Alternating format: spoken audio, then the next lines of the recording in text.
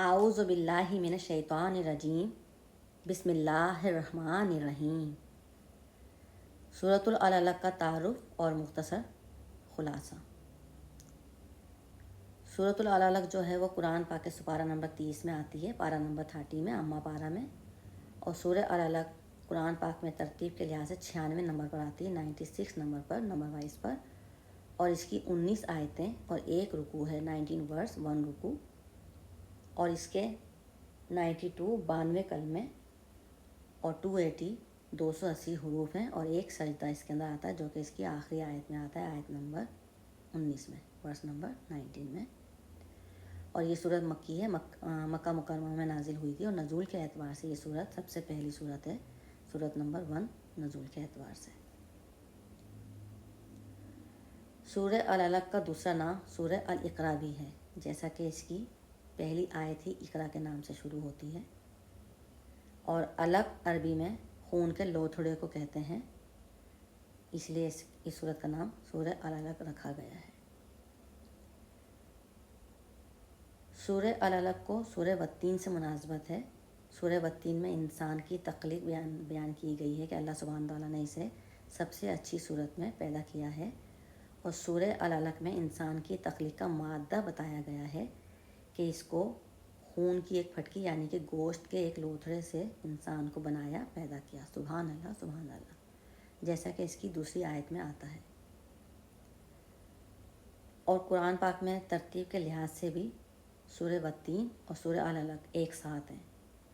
95 number پر، 95 number پر سورہ والتین آتی ہے، اور 96 نمبر پر، 96 نمبر پر سورہ العلق آتی ہے۔ اس حساب سے بھی دونوں صورتیں ساتھ ہیں۔ سبحان اللہ سبحان اللہ۔ اور اس کی شروع کی 5 آیتیں آپ صلی اللہ تعالیٰ علیہ وآلہ وسلم پر غار حرا میں نازل ہوئی تھیں۔ وہ یوں کہ حضور پر نور صلی اللہ تعالیٰ علیہ وآلہ وسلم کو جب اچھے اور سچے خواب نظر آنے لگ گئے تھے، یعنی کہ جب بھی آپ کوئی خواب دیکھتے تھے تو وہ صبح کے اجالے کی طرح سے، صبح کی روشنی کی طرح سے سچ ہو جاتا تھا۔ سبحان اللہ سبحان اللہ۔ تو تب آپ خلوت پسند ہو گئے تھے، اور پھر آپ غار حرا میں جا کر کئی دن تک تنہائی میں عبادت کیا کرتے تھے۔ سبحان اللہ سبحان اللہ۔ تو تب آپ پر حق آ گیا تھا، اور ایک دن وہاں ایک فرشتہ آیا اور آپ صلی اللہ تعالیٰ علیہ وآلہ وسلم سے کہا کہ اے نبی صلی اللہ تعالیٰ علیہ وآلہ وسلم پڑھیے۔ تو آپ صلی اللہ تعالیٰ علیہ وآلہ وسلم نے کہا کہ میں پڑھنا نہیں جانتا۔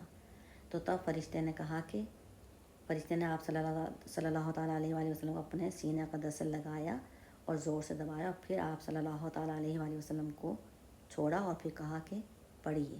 تو آپ صلی اللہ تعالیٰ علیہ وآلہ وسلم نے پھر یہی کہا کہ میں پڑھنا نہیں جانتا۔ تو پھر دوبارہ فرشتے نے آپ صلی اللہ تعالیٰ علیہ وآلہ وسلم کو اپنے سینہ قدر سے لگایا اور زور سے جھپی دے کر دبایا اور پھر چھوڑا اور پھر کہا کہ پڑھیے۔ تو آپ صلی اللہ تعالیٰ علیہ وآلہ وسلم نے پھر یہی جواب دیا کہ میں پڑھنا نہیں جانتا۔ تب فرشتے نے تیسری بار آپ صلی اللہ تعالیٰ علیہ وآلہ وسلم کو اپنے سینہ قدر سے لگا کر زور سے دبا کر جھپی دی اور دبایا اور پھر چھوڑا، اور پھر فرمایا کہ اے نبی صلی اللہ تعالیٰ علیہ وآلہ وسلم اب پڑھیے اقرا۔ تو تب آپ صلی اللہ تعالیٰ علیہ وآلہ وسلم نے پڑھا۔ پھر فرشتے نے کہا کہ اب دوبارہ اپنی امت کے لیے پڑھیے اقرا۔ تو تب آپ صلی اللہ تعالیٰ علیہ وآلہ وسلم نے دوبارہ پڑھا۔ اس لیے اس صورت میں اقرا کا لفظ 2 بار آیا ہے۔ پہلی بار پہلی آیت میں، آیت کے شروع میں پہلا لفظ اقرا ہے، اور دوسری بار تیسری آیت کے شروع میں پہلا لفظ اقرا سے ہی شروع ہوا ہے۔ اس طرح سے شروع کی پوری 5 آیتیں معلم یعلم تک فرشتے کے ساتھ آپ صلی اللہ تعالیٰ علیہ وآلہ وسلم نے پڑھی۔ سبحان اللہ سبحان اللہ۔ پھر اس کی بعد کی آیتیں آیت نمبر 6 سے لے کے آیت نمبر 19 تک وقفے سے ابو جہل کے حق میں نازل ہوئیں۔ جب ابو جہل آپ صلی اللہ تعالیٰ علیہ وآلہ وسلم پر نکتہ چینی کرتا تھا یا روک ٹوک کرتا تھا، نماز کے لیے روک ٹوک کرتا رہتا تھا ان کے اوپر، نعوذ باللہ، تو تب اس کی آیتیں وحی کی صورت میں آپ صلی اللہ تعالیٰ علیہ وآلہ وسلم پہ نازل ہوتی رہی، اور اسی لیے جگہ جگہ پہ اس میں اللہ سبحانہ تعالیٰ نے خود ابو جہل کو وارننگ دیے، خبردار کیا ہے اس صورت میں 3 جگہ کلا کا لفظ آیا ہے. کلا کہہ کے اس کو خبردار کیا ہے, اس کو تنبیہ کیا ہے ابو جہل کو. پہلی بار کلا کا لفظ آیت نمبر 6 میں آیا ہے, دوسری بار کلا کا لفظ آیت نمبر 15 میں آیا, اور تیسری بار کلا کا لفظ آیت نمبر 19 میں آیا ہے. اور تینوں میں ابو جہل کو خبردار کیا گیا ہے, اللہ سبحانہ تعالیٰ نے اس کو تنبیہ کیا ہے یہ کہہ کر. ایسے ہی اس میں ارائیتا کا لفظ بھی 3 بار آیا ہے, وہ بھی ابو جہل کے لیے ہی استعمال کیا گیا ہے کہ ارائیتا, کیا آپ نے اسے دیکھا, بھلا دیکھو. تو اس کی طرف ہی مخاطب ہو کے بولا گیا ہے. اس میں ارائیتا کا لفظ بھی پہلی بار آیت نمبر 9 میں آیا ہے, دوسری بار آیت نمبر 11 میں آیا ہے, تیسری بار آیت نمبر 13 میں آیا ہے. اس تینوں آیتوں میں ابو جہل کے لیے ہی استعمال کیا گیا ہے, کیونکہ ابو جہل آپ صلی اللہ تعالیٰ علیہ وآلہ وسلم کو نماز کے لیے روکتا ٹوکتا رہتا تھا. تو تب آپ صلی اللہ تعالیٰ علیہ وآلہ وسلم نے اس کو جھڑک دیا تھا. اور ابو جہل جو ہے نا وہ بہت گھمنڈی, غرور تکبر کرنے لگ گیا تھا, کیونکہ اس کے مال ہاتھ لگ گیا تھا, امیر ہو گیا تھا. تو اس نے لباس, سواری, کھانے پینے کے میں تکلفات شروع کر دیے تھے, اور اس کا غرور تکبر حد سے بڑھ گیا تھا.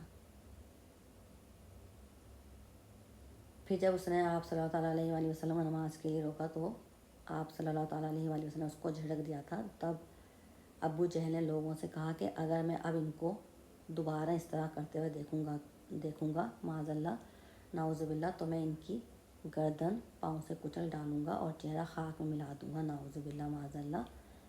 اور ایک دن اسی ارادہ فاستہ سے وہ حضور صلی اللہ تعالیٰ علیہ وآلہ وسلم کے سامنے آیا, اور جیسے ہی وہ حضور پر نور صلی اللہ تعالیٰ علیہ وآلہ وسلم کے پاس پہنچا تو الٹے ہی پاؤں پیچھے بھاگا اور اپنے ہاتھوں کو آگے بڑھایا جیسے کسی مصیبت کو روک رہا ہو اپنے ہاتھوں سے, اور اس کا چہرے کا رنگ اڑ گیا, اس کے اعضاء کانپنے لگ گئے, ہاتھ پیر اس کے کانپنے لگ گئے. تو لوگوں نے پوچھا کہ اے ابو جہل کیا ہوا, ایسے کیوں کر رہے ہو؟ تو تب ابو جہل نے بتایا کہ میرے اور محمد صلی اللہ تعالیٰ علیہ وآلہ وسلم کے درمیان ایک خندق ہے جس میں بہت آگ بھری ہوئی ہے, اور اس میں ایک بہت ہولناک دہشت ناک پرندہ بازو پھیلائے کھڑا ہے, تو وہ میری طرف پر کرا تھا, اس لیے میں پیچھے بھاگا. تو تب حضور پر نور سید عالم صلی اللہ تعالیٰ علیہ وآلہ وسلم نے لوگوں کو بتایا کہ اگر ابو جہل میری طرف بڑھتا تو وہ دہشت ناک پرندہ ان کے جسم سے ان کا ایک ایک عضو جدا کر ڈالتا, بے شک, یعنی کہ اس کو چیر پھاڑ کے رکھ دیتا وہ. تو یہ ہے ہمارے پیارے نبی کی شان کہ اللہ سبحانہ تعالیٰ نے ان کی جگہ جگہ پہ ایسے حفاظت کری ہے, ہر جگہ, ہر صورت میں, ہر آیت میں ان کی اللہ سبحانہ تعالیٰ خود نگرانی کری ہے, خود حفاظت کری ہے. اور اس طرح سے اللہ سبحانہ تعالیٰ اپنے پیارے نبیوں کی اور اپنے پیارے نیک بندوں کی حفاظت کرتا ہے, اور ظالم کو اللہ سبحانہ تعالیٰ خود منہ توڑ جواب دیتا ہے, اور ان کے ظلم کی سزا ان کو عبرتناک سزا دیتا ہے پھر. بے شک, جیسا کہ اس میں ابو جہل کو اللہ سبحانہ تعالیٰ جگہ جگہ وارننگ خود دی ہے, اور جب میں سورت پڑھوں گی ترجمے کے ساتھ تو پھر بتاؤں گی کہاں کہاں پہ اللہ سبحانہ تعالیٰ نے اس کو وارننگ دی ہے. باقی اس کے اندر سب انسانوں کے لیے ایک میسیج ہے, کیونکہ انسان بھی تکبر کرتا ہے نا, مال آ جاتا ہے, پیسہ آ جاتا ہے, نئے امیر بنتے ہیں, نیا پیسہ دیکھتے ہیں تو غرور تکبر میں آ جاتے ہیں, غرور کرنے لگ جاتے ہیں, تکبر کرنے لگ جاتے ہیں. تو انسانوں کو یہ بات, ان تکبر و غرور کرنے والوں کو یہ بات پیش نظر رکھنی چاہیے کہ, اور یہ سمجھنا چاہیے کہ اللہ سبحانہ تعالیٰ کی طرف ان کو رجوع کرنا ہے. تو سرکشی, طغیان اور غرور تکبر کا انجام صرف عذاب ہوتا ہے. بے شک. اور دوسرے یہ کہ کسی بھی انسان کو کسی دوسرے کو نیک کام کرتے ہوئے روکنا نہیں چاہیے, نماز پڑھتے ہوئے روکنا نہیں چاہیے, اس کی نماز کے درمیان رکاوٹ پیدا نہیں کرنی چاہیے, ایسے حالات پیدا نہیں کرنے چاہیے کہ اس کی نماز قضا ہو جائے یا چھوٹ جائے. بلکہ جو نماز نہیں پڑھ رہا اس کو تلقین کرنی چاہیے. نماز چاہے وہ چھوٹا ہو یا بڑا ہو, نماز کے لیے ہر کوئی ہر کسی کو کہہ سکتا ہے. جو نماز نہیں پڑھے اس کو نماز تلقین کی جائے. نماز کسی حال میں معاف نہیں ہے. نماز قضائے عمری نماز پڑھنے کا حکم ہے کہ جو نماز قضا ہو جائے زندگی میں, وہ فالتو ٹائم پہ آپ اپنی نمازیں ادا کریں، قضائے عمری پڑھیں۔ تو نماز تو کسی حال میں معاف نہیں ہے، لوگ اچھی خاصی فرض نمازیں چھوڑ دیتے ہیں، تو نماز سب سے پہلے پڑھنی چاہیے، کیونکہ سوال نماز کا سب سے پہلے ہوگا۔ اللہ پاک ہم سب کو اس پہ عمل کرنے کی توفیق عطا فرمائے، آمین، اللہم آمین یا رب العالمین، بے رحمتک یا ارحم الراحمین۔ تو یہ اپنی سمجھ کے حساب سے اس کا میں نے خلاصہ بیان کیا ہے۔ اب انشاءاللہ دوسری ویڈیو میں ترجمے کے ساتھ یہ صورت پڑھوں گی انشاءاللہ۔ باقی بتانے کرنے میں پڑھنے میں کوئی غلطی ہو گئی ہو، جو کہ یقیناً ہوئی ہوگی، تو میں اپنے رب سے معافی چاہتی ہوں، بے شک وہ معاف کرنے والا بڑا غفور رحیم ہے، بے شک۔ الحمدللہ، اللہ حافظ۔